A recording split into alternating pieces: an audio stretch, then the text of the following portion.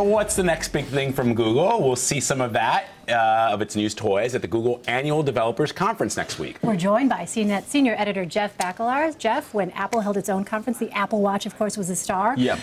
What is Google doing here trying to compete? Well, so in that realm of technology, when you talk about wearables, Google has had their own wearable platform called Google Wear. Unlike Apple, where Apple has the total control over every single product that they make, Google sort of licensed out the technology, and third-party manufacturers have to incorporate it in their devices. So right now, they're sort of neck and neck.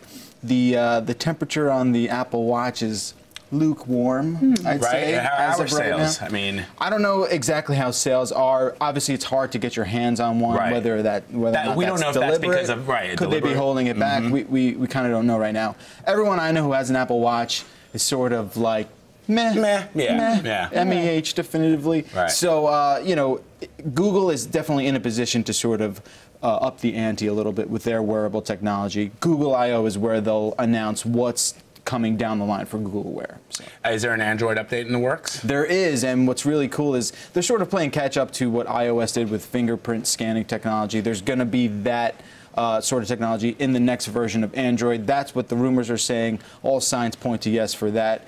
So, you know, Magic 8 Ball. Exactly.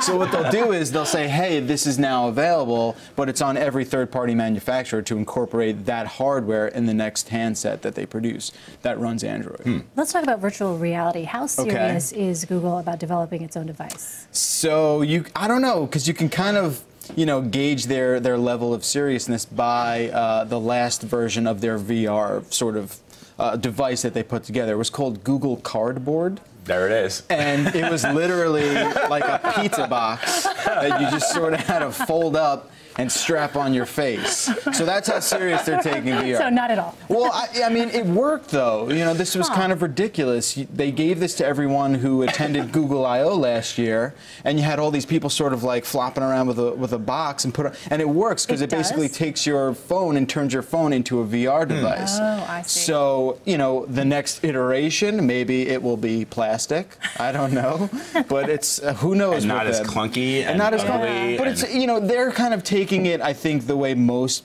you know, sane people in the industry are taking it, one step at a time. VR is not this, you know, massive sort of a revolution that's happening overnight. It's a gradual sort of progression. So I think Google has this tempered attitude with it, and we'll see how it develops. I mean, perhaps it's interesting, Jeff. Maybe the idea is that the more advanced we get with this stuff, the more people are looking to perhaps, or like you talked about the Apple Watch, people are probably still like, I can do pretty well with just a regular analog watch. And with this virtual reality thing, Google had the Google Glass. That hasn't been like the game changer they thought it was going to be. So, I mean, maybe the more we get advanced, the more people are just like, let's take a step back. And I mean, it's a constant sort of learning process for them. Google Glass was just this, you know, sort of radical technology that made everyone sort of scared to be a part of.